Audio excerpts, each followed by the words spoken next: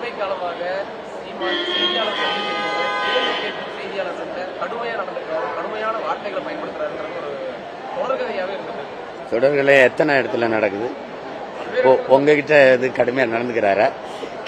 கேள்வியா வச்சா பரவாயில்ல. நீங்க கேள்வியே கேட்க தெரியாம ஒரு கேள்வியை கேட்கறது, அதுக்கு நாங்க விளக்கம் சொன்னா மரியாதையா பேசுங்கிறது. அப்ப கோவரமா வராதா? எனக்கு மரியாதை கத்திக்குது, எனக்கு கோவரமா வராதா? நீங்க ஒரு அரசியலை சார்ந்து, ஒரு கட்சியை சார்ந்து ஒரு ஊடகத்துல போய் இருந்துக்கிறீங்க. அவரு உங்களுக்கு காசு கொடுக்குறாரு, சம்பளத்தை வாங்குறதுக்கு முதலாளிக்கு விசுவாசமா இருக்கிறீங்க. நான் அப்படி இருக்கணும்னு அவசியம் என்ன இருக்கு? கேள்வி கேட்கும் போது கண்ணியமா பதில் சொல்வதும், மரியாதை கடைபிடிப்பதும், நாகரீகத்தை கடைபிடிப்பதும் இந்த இடத்துல இருக்கிறவனுக்கு மட்டும் இல்ல, அந்த இடத்துல நிக்கிறவங்களுக்கும் இருக்கணும். புரியுதா? அதை கவனமாச்சு. எத்தனை இடத்துல சகிப்புனா என்ன வேணாலும் பேசுவில்ல. சகிப்புத்தன்மை இருந்தா நான் ஏன் இந்த வேலையை செய்யறேன்? நான் சினிமா எடுத்து பொழைச்சிட்டு இருந்திருக்கலாம்ல. சகிப்புத்தன்மை கூடாதுதான். அநீதியை கண்டு சகித்து கொள்ளாதவன் எவனோ அவனே உண்மையான ஜிகாத்துங்கிறாங்க நபிகள் நாயகம். அநீதியை கண்டு நீ கோவப்படுவேனால் நீனு என் தோழனேங்கிறான் சேகுவாரா. எங்க பாட்டை ரவுத்திரம் பழகுங்கிறான். நான் இப்ப எதை செய்யலாம்? நீங்க ஒழுங்கா இருங்க, நான் ஒழுங்கா பதில் சொல்லுவேன். நீங்க நல்ல கேள்விகளை வைங்க, நான் அழகான பதில்களை சொல்லுவேன், தேவையான பதில்களை சொல்லுவேன். நீங்க அதை விட்டுட்டு என்னையே நீங்க இது பண்ணணும்னு வச்சுக்கிறீங்களேன். நான் பேச கத்துக்கிட்டது எப்படி மேடையில பேசுங்கிறதுலாம் ரொம்ப பின்னாடி. எப்படி சண்டை போடுறதுன்னு தான் 5 வயசுல எனக்கு கத்துக் கொடுக்க ஆரம்பிச்சான். புரியுதுன்னு நினைக்கிறேன்.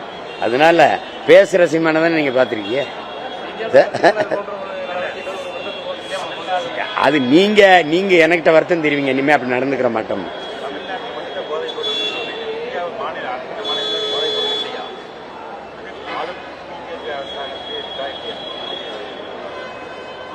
நீங்க என் வீடு குப்பையா கிடக்குன்னா அந்த வீட்டுல குப்பை இல்லையான்னு கேட்கக்கூடாது. புரியுதா? நீங்க உங்க வீட்டை சுத்தமா வச்சுக்கணும். நான் என் நாட்டை பத்தி தான் பேச முடியும். எங்க அவங்க அப்பன் குடிக்கிறான் அப்படிங்கிறதுக்காக எங்க அப்பனும் குடிக்கணும்னு பேசிட்டு கூடாது. அது தப்பு. எப்படி சொல்றீங்க?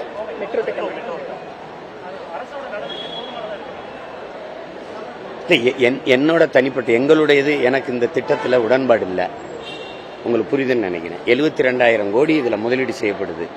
இதுவே பல மாவட்டங்கள்ல, பல மாநிலங்கள்ல, பல நாடுகள் இது தோல்வியடைஞ்ச ஒரு திட்டம். உலக வங்கியின் திட்டம் இது. உங்களுக்கு புரியும். திடீர்னு துறைமுகம் கட்டுவது, திடீர்னு விண்ணூர்தி நிலைய விரிவாக்கம், திடீர்னு பேருந்து நிலைய இடமாற்றம், திடீர்னு 8 வழிச்சாலை 10 வழிச்சாலை, இதெல்லாம் எதுக்கு போடப்படுதுன்னு எனக்கு தெரியறதுனால நான் எதிர்க்கிறேன். எனக்கு வேண்டியது இருக்கிற சாலையை, எல்லார் வீட்லயும் வாகனம் இருக்கு, அரசு போக்குவரத்து இருக்கு, தொடர்வண்டி ஏற்கனவே இருக்கு, தானி இருக்கு, உந்துருளி இருக்கு. எங்களுக்கு போறதுக்கு ஒரு நல்ல பாதையை கொடுன்னு தான் கேட்கிறோம். நீ அதுக்கு மேல எல்லாத்தையும் மேல கட்டுறேன்னா 100 பேர்ல எத்தனை பேர் மெட்ரோல போறான்? நீ எதுக்கு 72,000 கோடி படிக்க உட்கார்ந்து பிள்ளைய படிக்க பள்ளிக்கூடம் கட்டி தர மாட்டேற? நான் படுத்து மருத்துவம் செய்யற ஒரு தரமான மருத்துவமனை கட்டி தர மாட்டேற? பறக்கிறதுக்கு மட்டும் இவ்வளவு பெரிய விண்ணூர்தி நிலையத்தை கட்டுற? அந்த முதலாளி யாருன்னு கேட்டா சொல்ல மாட்டேற. இந்த பிளைட் ஓட்டுறாருல அந்த முதலாளி யாரு? யார் வசதிக்கு கட்டுற? அப்ப இது எது அத்தியாவசியம் இருக்குல்ல? எது அத்தியாவசியம்? பசியோடு இருக்க மக்களை பத்தி கவலைப்படாம நீ பயணிக்கிற மக்களை பத்தியே கவலைப்பட்டுக்கிட்டு இருக்க. நீ வானூர்தி நிலையம் இருக்கிற மாதிரி, பேருந்து நிலையம் இருக்கிற மாதிரி, வணிக வளாகங்கள், திரையரங்குகள் இருக்கிற மாதிரி, பள்ளிக்கூடங்கள், கல்லூரிகள், அரசு மருத்துவமனைகள் இருக்கா? அப்ப வலிக்குமா வலிக்காதா? அதனால அதுல எனக்கு உடன்பாடு இல்லை. அது நிதியை கூடு, நாசமா போ. 156 லட்சம் கோடி இந்தியா கடன் பெற்றுச்சு. என் மாநிலம் 10 லட்சம் கோடி கடனை தொற்றுச்சு. யார் தலையில சுமத்திட்டு போவ?